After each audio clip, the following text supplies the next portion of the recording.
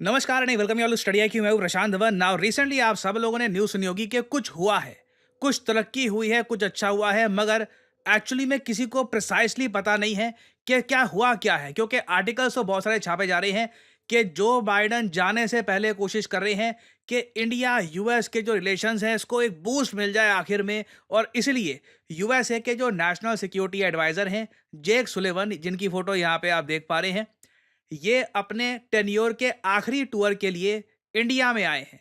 ये इंडिया में आके इन्होंने बहुत ही इमोशनल बातें कही कि अजीत डोभाल साहब जो भारत के नेशनल सिक्योरिटी एडवाइज़र हैं, उनके साथ बहुत काम किया, बहुत अच्छा लगा, मिलके हम दोनों कंट्रीज़ को आगे बढ़ाएँगे। बहुत अच्छी-अच्छी बातें बोलकर गए।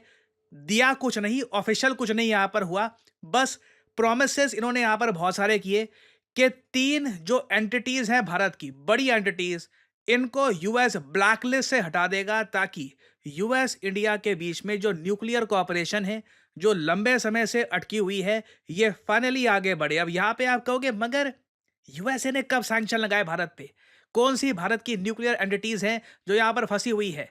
और अचानक से बाइडन प्रेसिडेंसी के लास्ट मोमेंट पर अचानक से इनके नेशनल सिक्योरिटी एडवाइजर भारत में आते हैं, वादे करके चले जाते हैं, कुछ ग्राउंड लेवल पे कुछ होता नहीं है। तो यहाँ पे एक्चुअली यूएस करना क्या चाहता है? यहाँ पे प्लान क्या था? सब कुछ बहुत ज़्यादा सरल भाषा में आपको समझाता हूँ कि यहाँ पर हो क्या रहा है और यूएसए का मेन कंसर्न क्या है। नाउ कहानी स्टार्ट होती है 1998 में। 1998 भारत के इतिहास में एक बहुत ही इंपॉर्टेंट साल है, क्योंकि ये वो ईयर है जब भारत ने पोखरण में न्यूक्लियर टेस्ट किए। और इन टेस्ट के बाद भारत ने ओपनली ऑपरेशन शक्ति के अंडर दुनिया को डिक्लेयर कर दिया कि अब भारत के पास न्यूक्लियर वेपन्स आ चुके हैं। नाउ जैसे ही इंडिया ने ये टेस्ट किया, ऑपरेशन शक्ति सक्सेसफुली कंक्लूड हो गया, भारत पर वर्षा हो गई। नाउ ये वर्षा देखिए सैंक्शंस की थी। यूएस इतना गुस्सा हुआ कि इंडिया ने ऐसा क्यों कर दिया, कैसे कर दिया। आप इस पर बहुत सारी डॉक्यूमेंट्रीज मूवीज दे सकते हैं। ये एक बहुत ही इंपॉर्टेंट टाइम था इंडिया की हिस्ट्री में। यूएस इतना गुस्सा हुआ कि भारत पे इन्होंने टोटल 100 से भी ऊपर सैंक्शन लगा दिए। टोटल नंबर आप अगर देखोगे ना, तो भारत में 200 इंस्टीट्यूशंस थे जिन पर यूएसए ने सैंक्शन लगा दिए थे कि कभी भी यूएस न्यूक्लियर टेक्नोलॉजी यहाँ पर शेयर नहीं की जाएगी, इंटरनेशनली भी इंडिया को आइसोलेट कर देंगे। बहुत यूएसए उस वक्त गुस्सा हो गया था। अब तब से लेकर अब तक हम आ गए 2025 में, कितने साल हो गए? 27 साल।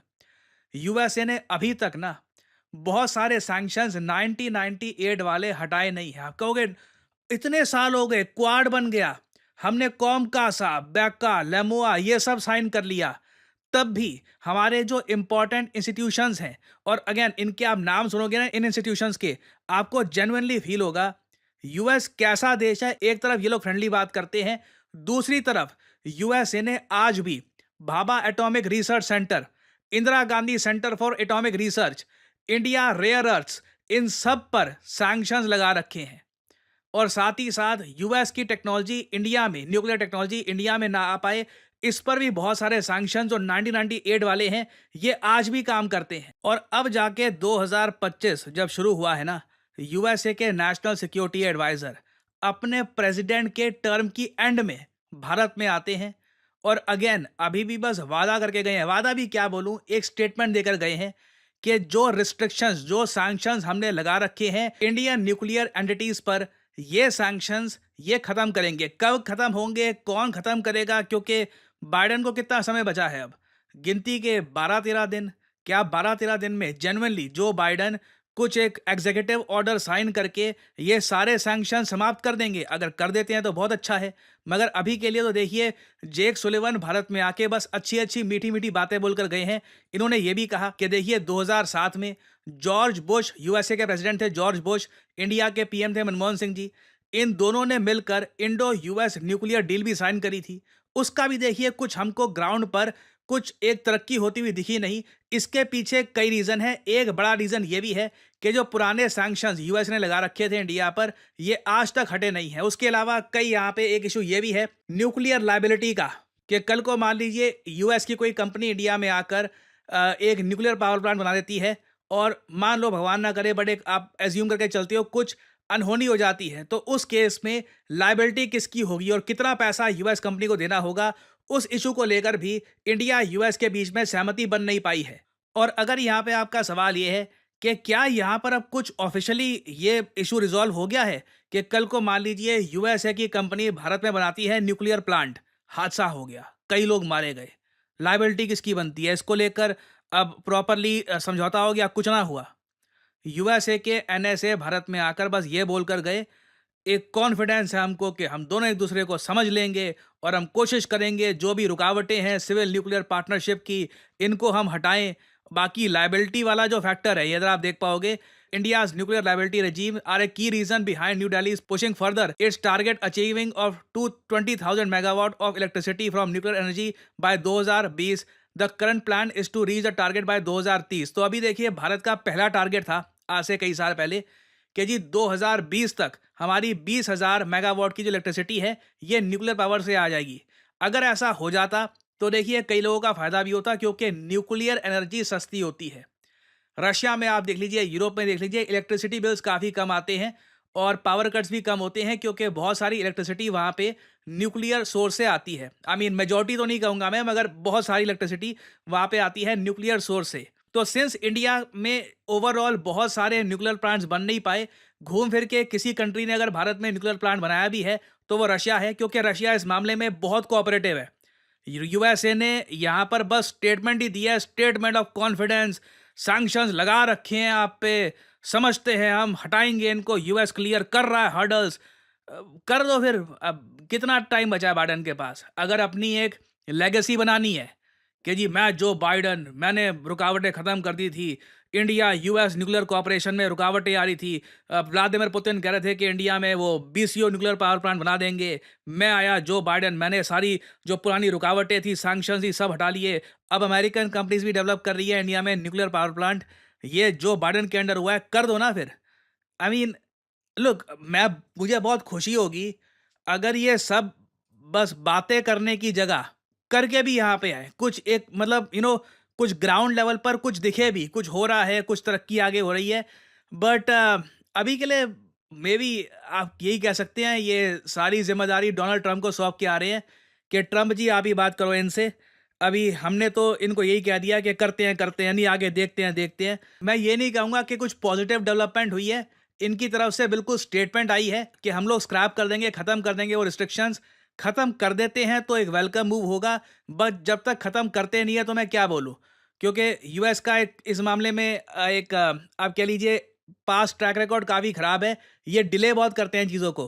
और एक इंटरेस्टिंग बात बता रहा हूँ, रशिया ने भारत का जो न्यूक्लियर लायबिलिटी लॉ है ना, इसको लेकर एग्री कर लिया था 2014 में। रशिया ये बात मान गया था, ठीक है, कल को कुछ अनहोनी होती है, डिजास्टर होता है, पहली बात तो कोशिश करेंगे ना ही हो। अगर मान लो हो ही जाता है अनफॉर्चुनेटली, तो उसकी जो लायबिलिटी है तो वो रशियन कंपनी उठाएगी। ये पॉजिटिव साइन है।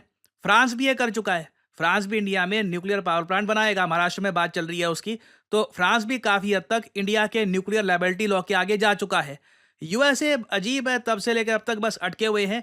इनको लर्न करना चाहिए फ्रांस से, रशिया से, कि किस तरीके से इस मामले में आगे बढ़ सकते हैं। व्लादिमीर पुतिन ऑलरेडी अनाउंस कर चुके हैं कि इंडिया में अभी 6 और न्यूक्लियर प्लांट्स तो जल्द ही बना देंगे। लॉन्ग टर्म रशिया के प्लान्स बहुत सारे हैं, ये चाहते हैं पूरे इंडिया में जितने भी न्यूक्लियर पावर प्लांट बने वो रशियन कंपनीज के ही हो। रशिया के तो खैर ये भी प्लान थे कि बांग्लादेश का जो पहला न्यूक्लियर पावर प्लांट है वो भी रशिया इंडिया मिलकर बनाए, बट मोहम्मद यूनुस ने उसको रोक दिया है। बट ओवरऑल मैं यही कहूंगा, अभी के लिए जो यहाँ पे डेवलपमेंट हुई है इसको लेकर मैं इतना एक्साइटेड नहीं होऊंगा। अभी इसमें अभी बहुत सी चीजें होनी बाकी है, और डोनाल्ड ट्रंप के अंडर मुझे लग रहा है कि बातचीत करना और मुश्किल होगा, क्योंकि न्यूक्लियर लायबिलिटी लॉ को लेकर ट्रंप और हो सकता है कि कड़ा रुख रखे। तो इस टॉपिक से रिलेटेड डेवलपमेंट्स आएंगी, न्यूज़ आएगी, तो मैं आपके लिए बाद में अपडेटेड वीडियोस लाता रहूँगा। और फाइनली यहाँ पे मैं आप लोगों से एक सवाल पूछूंगा कि वो कौन से कंट्री के प्रधानमंत्री हैं जिन्होंने रिसेंटली डिक्लेयर कर दिया कि ये रिज़ाइन कर देंगे? बताइए कौन से कंट्री के पीएम हैं, बहुत ही चर्चा में है आज के समय ये? चाइना के पीएम हैं, रशिया के पीएम हैं, कनाडा के, या फिर भारत के? बताइए किस कंट्री के पीएम ने रिसेंटली दी है ये स्टेटमेंट? कमेंट सेक्शन में करिए उत्तर। जो लोग देंगे सही आंसर उनकी कमेंट को मैं दे दूंगा हार्ट, ताकि बाकी लोग समझ पाएं कि सही उत्तर क्या है। और फाइनली आप लोगों के लिए एक बहुत ही इंपॉर्टेंट मैसेज, अगर आप सोशल मीडिया पर मुझसे जुड़ना चाहते हैं ताकि मेरी वीडियो शॉर्ट्स की नोटिफिकेशन सबसे पहले आपको मिले, तो इसका बेस्ट तरीका है मुझसे जुड़िए टेलीग्राम और इंस्टाग्राम पे। मैं x.com ट्विटर पे नहीं हूँ, मेरा कोई अकाउंट नहीं है वहाँ पर।